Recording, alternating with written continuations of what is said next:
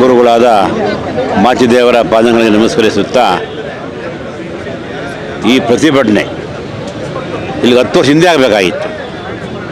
ಕೆಲವು ನಮ್ಮಲ್ಲಿ ರಾಜಕೀಯದ ತುಕ್ಕಣಿರ್ತಕ್ಕಂಥ ಕೆಲವು ಅಧಿಕಾರ ಹಿಡಿದಿರ್ತಕ್ಕಂಥ ದುಷ್ಟ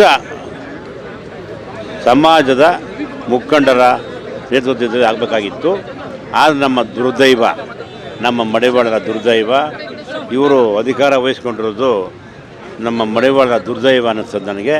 ಇನ್ನು ಮುಂದಾದರೂ ಕೂಡ ಈ ಭಿನ್ನಾಭಿಪ್ರಾಯ ಬಿಟ್ಟು ಎಲ್ಲ ಒಂದುಗೂಡಿ ನಾವು ಬಡವರಿಗೆ ಒಳ್ಳೆಯದಾಗಲಿ ಅಂತಕ್ಕಂಥ ಭಾವನೆ ಬರಬೇಕಾಗ್ತದೆ. ಅವ್ರಿಗೆ ಭಗವಂತ ಯಾವತ್ತು ಬರ್ತಾನೋ, ಅವ್ರು ಸತ್ತಾಗ ಈ ಸಮಯ ಸರೋಗ್ತದೇನೋ ನನಗಂತೂ ಗೊತ್ತಾಗ್ತಾ ಇಲ್ಲ.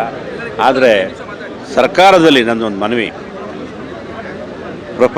ಮೈಸೂರು ವಿಶ್ವವಿದ್ಯಾಲಯದ ಪ್ರೊಫೆಸರ್ ಅನ್ಪೂರ್ಣಮ್ಮನವರ ವರದಿಯನ್ನು ಯಾವತ್ತೋ ಕಳಿಸ್ಬೇಕಾಗಿತ್ತು. ಯಾಕೆ ಮೇಲೆ ಸೆಣಿಸ್ತಾ ಇದ್ದೀರಾ? ನಮ್ಗೆ ಅಡ್ಡಗಾಲ ಆಗ್ತಿರೋದು ಯಾರು ಅಂದರೆ ಬಲ ಎಡ ಇವೆರಡು ಕೋಮಿನವರು ನಮ್ಗೆ ಅಡ್ಡಗಾಲ ಆಗ್ತಾ ಇದ್ದಾರೆ. ನಾವು ಯಾವತ್ತೂ ನಾವು ಪರಿಷ್ಠ ಜಾತಿ ಸೇರಿಸ್ತಾ ಇದ್ವಿ. ಯಾಕೆಂದರೆ ಈ ಮುಖಂಡರ ದುರಾಡಳಿತದ ಬಗ್ಗೆ ನನಗೆ ಭಾಳ ಬೇಸರ ಆಗ್ತೈತೆ. ಈ 10 ವರ್ಷದಿಂದಲೇ ನಾವು ಪರಿಷ್ಠ ಜಾತಿ ಸೇರಬೇಕಾಗಿತ್ತು.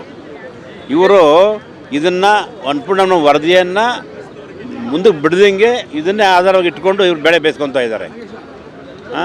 ಭಾಳ ದುರ್ದೈವ. ತಮ್ಮ ಸಮಾಜದ ಎಲ್ಲ ಮುಖಂಡರು ಕಡೆ ಮಡವಾಡರು ಕೂಡ ಇದನ್ನು ಮನಸ್ಸಿನಲ್ಲಿ ಇಟ್ಕೊಂಡು ನಾವು ಈ ಪ್ರತಿಭಟನೆಯನ್ನು ಸದ್ಯ ಕೈ ಬಿಡಬಾರ್ದು. ನಮ್ಮ ಸಮಾಜದ ಮಡವಾಡರು ಒಂದು ಸ್ವಲ್ಪ ಜನ ಸತ್ರೂ ಸರಿ, ಇಲ್ಲೇ ಪ್ರಾಣ ಬಿಟ್ಟರೂ ಸರಿ, ಇನ್ನು ಆ ಪ್ರತಿಭಟನೆಯನ್ನು ನಿರಂತರವಾಗಿ ಮುಂದುವರಿಸಬೇಕು ಅಂತಕ್ಕಂಥ ನನ್ನ ಭಾವನೆ. ಆದರೆ ಎಲ್ಲರೂ ಒಗ್ಗಟ್ಟಿಂದ ಹೋಗಬೇಕು. ಇನ್ನು ಇವತ್ತು ಜನ ಭಾಳ ಸೇರ್ತಾರೆ, ಇನ್ನು ಟೈಮ್ ಇದೆ, ಬೇರೆ ಮಾತಿಲ್ಲ. ಅದರಲ್ಲೂ ಕೂಡ ಕೆಲವರು ಹೋಗಬೇಡಿ ಅಂತಕ್ಕಂಥ ಕಿಡಿಗೇಡಿಗಳು ಕೂಡ ತಡೆ ಹಿಡಿದಿದ್ದಾರೆ. ಅವರನ್ನು ಲೆಕ್ಕಿಸದೆ ನಮ್ಮ ಸಮಾಜದವರು ಬಂದೇ ಬರ್ತಾರೆ. ಈ ಪ್ರತಿಭಟನೆ ಯಶಸ್ವಿ ಆಗ್ತದೆ ಅಂತಕ್ಕಂಥ ಭಾವನೆ ನಮ್ಮೆಲ್ಲರಿಗೂ ಇದೆ. ದಯಮಾಡಿ ಸಿದ್ದರಾಮಣ್ಣರವರು ಯಾವತ್ತೋ ಮಾಡಬೇಕಾಗಿತ್ತು. ನೋಡಿ, BJP ಸರ್ಕಾರದಲ್ಲಿ ಅನ್ಪೂರ್ಣಮ್ಮನ ವರದಿಯ ಮೇಲೆ ವಿತೌಟ್ ಕ್ಯಾಬಿನೆಟ್ ಅಂತ ಬರೆದಿದ್ದಾರೆ ಸದಾನಗೌಡರು. ಅದನ್ನಾದರೂ ಕೂಡ ಗಮನ ಇಟ್ಕೊಂಡು ಈ ವರದಿಯನ್ನು ನೀವು ಕೇಂದ್ರ ಕಳಿಸಿದ್ರೆ ಸಾಕು. ನೀವೇನು ಮಾಡಬೇಕಾಗಿಲ್ಲ. ನೀವು ಏನು ಮಾಡ್ತಾ ಇದ್ದೀರಾ?